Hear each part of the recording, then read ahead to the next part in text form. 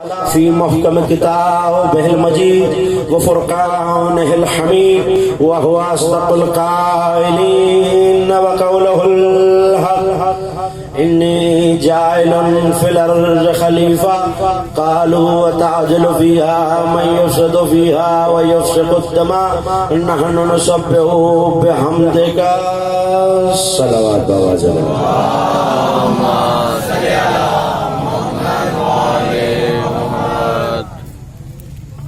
معصوم فرماتے ہیں بلند آواز سے درود پڑھنے سے دلوں سے کینہ اور نفاق دونوں دور ہو جاتے ہیں۔ اللہم صلی علی محمد وآل محمد۔ عشرہ محرم الحرام سن 1442 ہجری کے سلسلہ مجالس کی 7ویں تقریر سماعت فرما رہے ہیں آپ حضرات بعنوان قرآن مبین اور تکمیل دین۔ یقیناً کامیاب ہے، کامران ہے ہر وہ شخص جو اس ذکر سے جڑ گیا، اس قافلے سے متمسک ہو گیا اور یہاں آ کے یہ بتا رہا ہے کہ ہم عزاداری کو صرف عزاداری نہیں وفاداری سمجھتے ہیں۔ وعدہ جو ہم نے ایک ماں سے کیا ہے کہ ابد واللہ یا زہرا ما ننسى حسینا، ابد تک اے زہرا ہم آپ کے حسین کو نہیں بھولیں گے۔ آپ اس تعداد میں، اس موسم میں، اس بارش میں یہاں تشریف فرما ہے، یہ قابل تحسین ہے اور یہ میری خوش نصیبی ہے کہ میں آپ سے گفتگو کر رہا ہوں اور خدا اس جذبہ عزاداری کو ان مومنین میں باقی رکھے اور آپ تمام مومنین کی توفیقات میں اضافہ فرمائے۔ دام درہم سخنے جس طرح بھی منتظمین اس میں شامل ہیں اور جو فرق اس عزاداری کا حصہ ہے، سیدہ عالمیان ان سب کی خدمات کو اپنی بارگاہ میں قبول فرمائے۔ یقیناً سفینہ نجات کے ماننے والے پانی کی شدتوں سے گھبرایا نہیں کرتے۔ گفتگو مسلسل یہ ہے کہ قرآن مبین اور تکمیل دین، اور ہم حدیث تشبیہ پہ گفتگو کر رہے ہیں جسے علماء اہل سنت نے لکھا کہ نبی نے فرمایا جو آدم کو علم میں دیکھنا چاہے علی کو دیکھے، جو یوسف کو حسن میں دیکھنا چاہے علی کو دیکھے۔ گھبرائے ہوئے تو نہیں آپ؟ ایک صلوات اتنی بلند آواز سے پڑھے کہ زمانے کو پتا چلے۔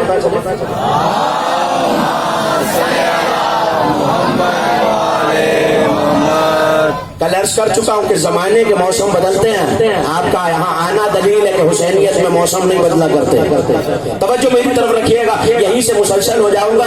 میں نے کیا عرض کیا کہ نبی نے یہ فرمایا کہ جو آدم کو اس کے علم میں دیکھنا چاہے علی مرتضیٰ کو دیکھے، جو حسن یوسف کو دیکھنا چاہے علی کو دیکھے، جو نوح کی نجابت کو دیکھنا چاہے وہ علی کو دیکھے۔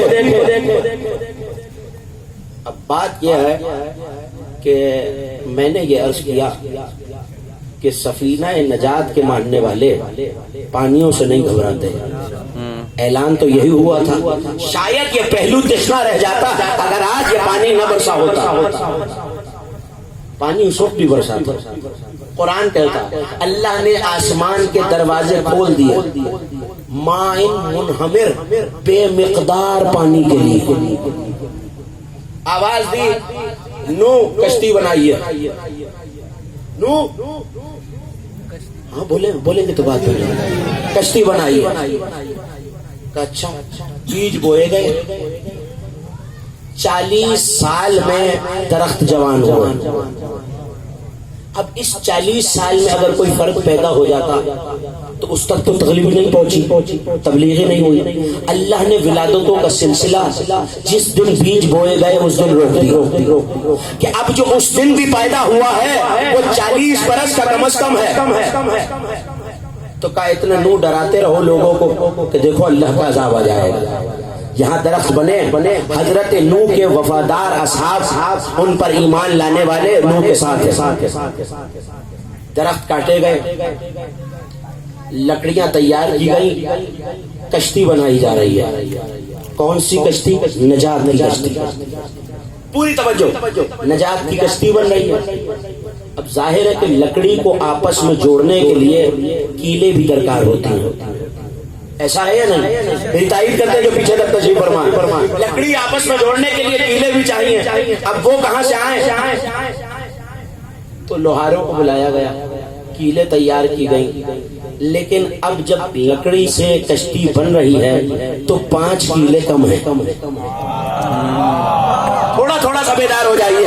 5 کیلوں کی کمی ہے حضرت نوح کے پاس کہ کشتی نجات کی بنے گی, لیکن کشتی میں 5 کلیدی کیلے کم ہیں. سر کو اٹھایا پالنے والے, میں اپنی طرف سے ساری محنت کر چکا ہوں, تیری نجات کی کشتی تیار ہے, ایمان والوں کو اس میں سوار کروں گا, طوفان سے بچا لوں گا, لیکن پالنے والے کروں تو کیا کروں کہ 5 کیلے کم جو ہیں ان کا انتظام کون کرے گا؟ تو آواز قدرت آئی, روح کشتی بنانے کو کس نے کہا ہے؟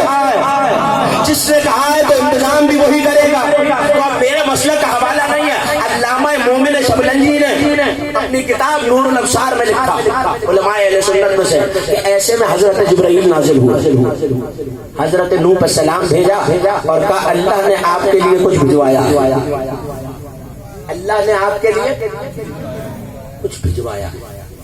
کا کیا بھجوایا؟ کا کس چیز کی کمی تھی؟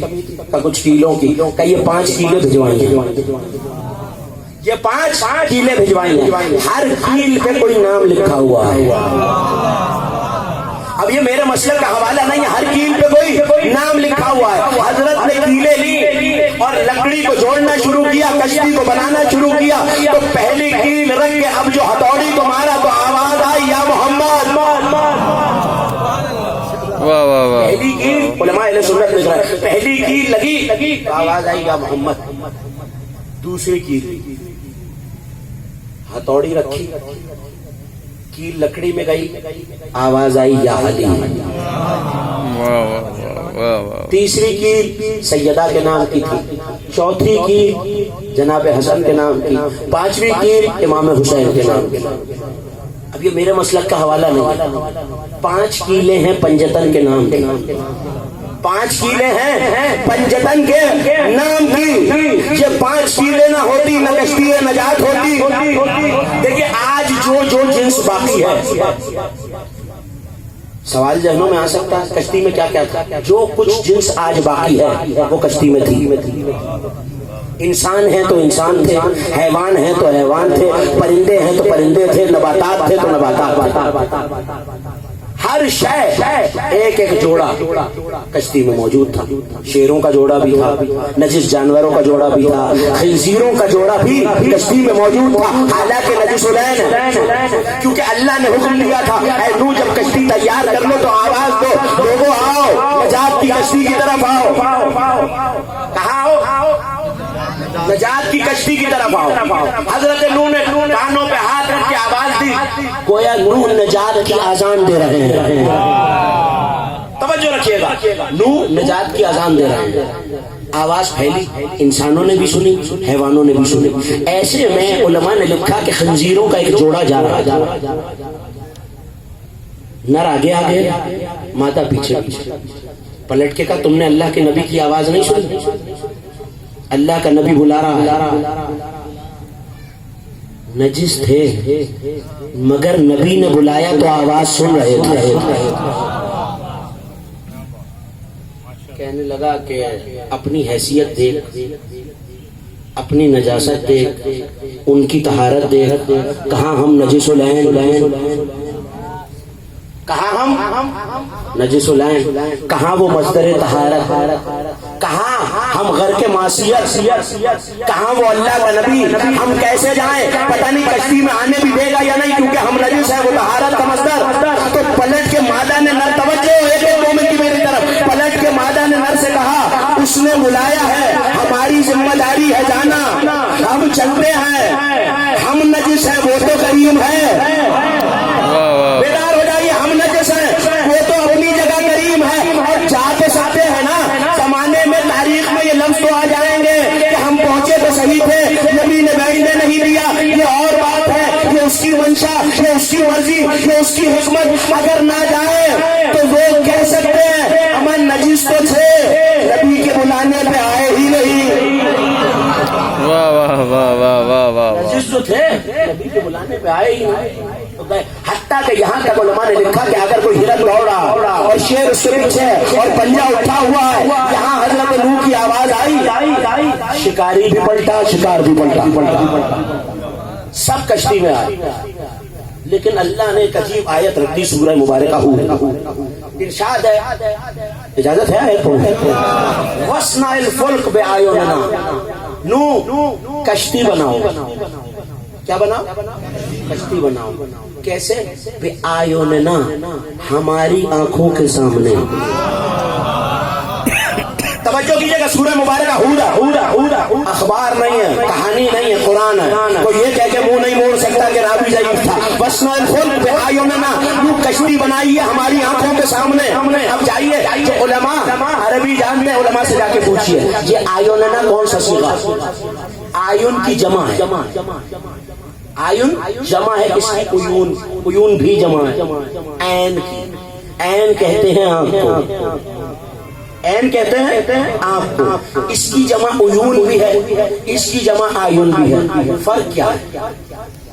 عربی نحو میں اسے جمع قلت کہتے ہیں، اور یہ عجیب نقطہ آپ کے حوالے کر رہا ہوں. یہ جمع قلت 10 کی تعداد سے بولی جاتی ہے.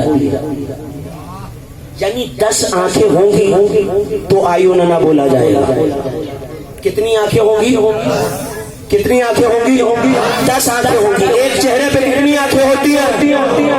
اللہ کہہ رہا 10 آنکھوں کے سامنے نو کشتی بناؤ. 10 آنکھیں تب ہوں گی جب 5 چہرے ہوں گے. زمانہ اور ڈھونڈے وہ کون 5 ہے جن کی آنکھوں کے سامنے نجات کی کشتی بنائی جا رہی ہے.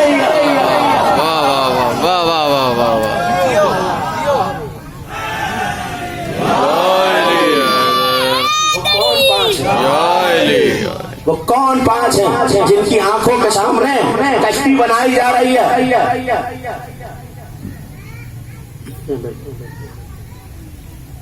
صلوات پڑھیں بابا جی. اللہم صلی علی محمد وعلی محمد.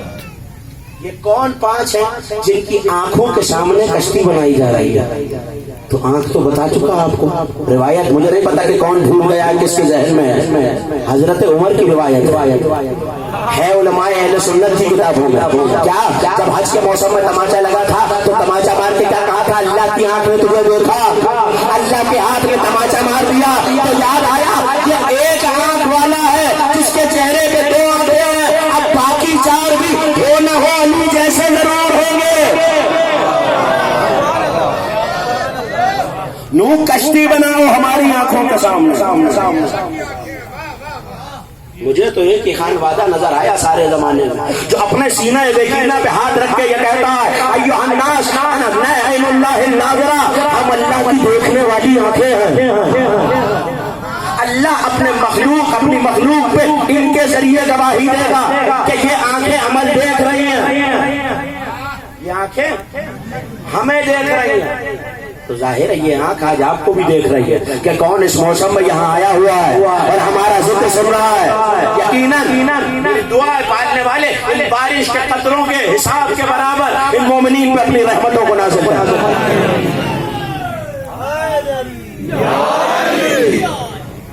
نو کشتی بنائی ہماری آنکھوں کے سامنے. جمع قلت آیوننا، 10 آنکھوں کے سامنے. چہرے 5 ہوں تو آنکھیں 10 ہوں. کوئی 5 ہیں جن کی نظروں کے سامنے کشتی بن رہی ہے. 5 کے نام کی کیلیں لگ رہی ہیں تو کشتی مکمل ہو رہی ہے. اگر کشتی مکمل نہ ہوتی تو لوگ کشتی پہ نہ آتے. طوفان میں کشتی چلتی نہیں تو لوگ فنا ہو جاتے تو آج دنیا باقی نہ رہتی. تو آپ کو پتا چلا اگر روح کی کشتی نجات پار لگی ہے تو کن کے ناموں کے ذریعے لگی ہے. جب نوح کی کشتی ان کے بغیر پانی پہ نہیں چل سکتی تو محمد کا مذہب ان کے بغیر دنیا میں کیسے چلے گا؟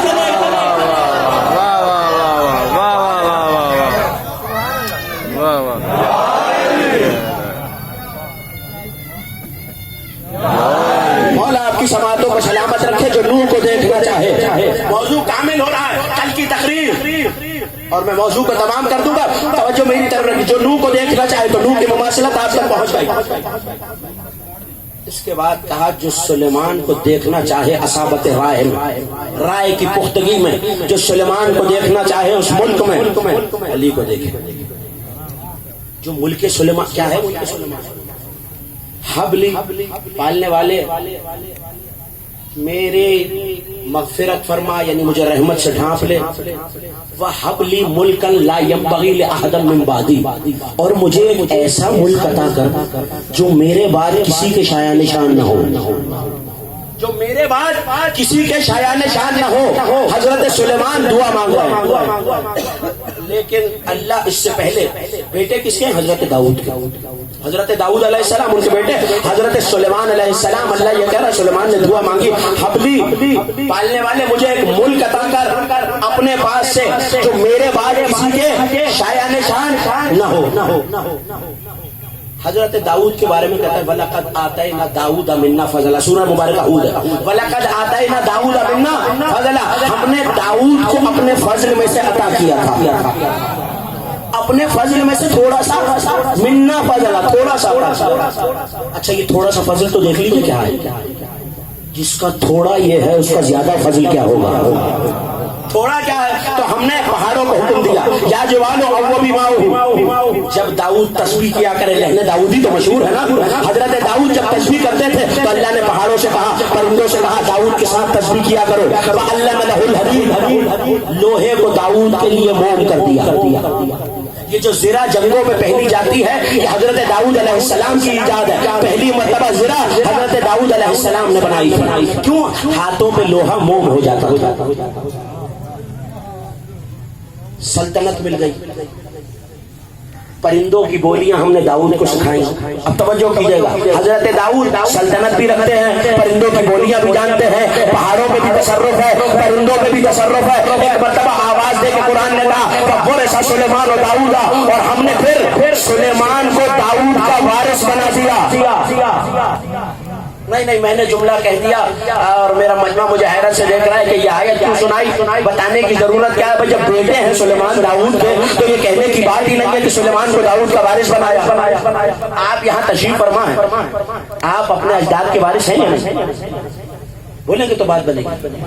سب وارث ہیں اپنے اجداد، میں اپنے اجداد کا وارث، آپ اپنے باپ دادا کے وارث، میں اپنے باپ دادا کا وارث، یعنی ہر بیٹا باپ دادا کا وارث ہوتا ہے۔ پالنے والے یہ بتانے کی کیا ضرورت ہے کہ وہ وارث سلیمان و داؤد، ہم نے داؤد کا وارث سلیمان کو بنایا ہے۔ کہ دیکھو وراثت دینے والا کون ہے؟ میں نے کہا پالنے والے تیرا نبی، کا وراثت لینے والا کون ہے؟ میں نے کہا وہ بھی نبی، کا وہ باپ ہے وہ بیٹا۔ ہم کہہ رہے ہیں ہم نے سلیمان کو داؤد کا وارث بنایا۔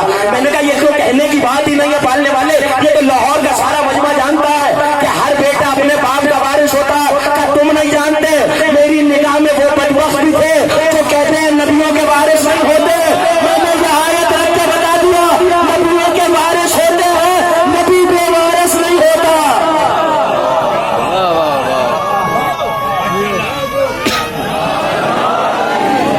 نعرہ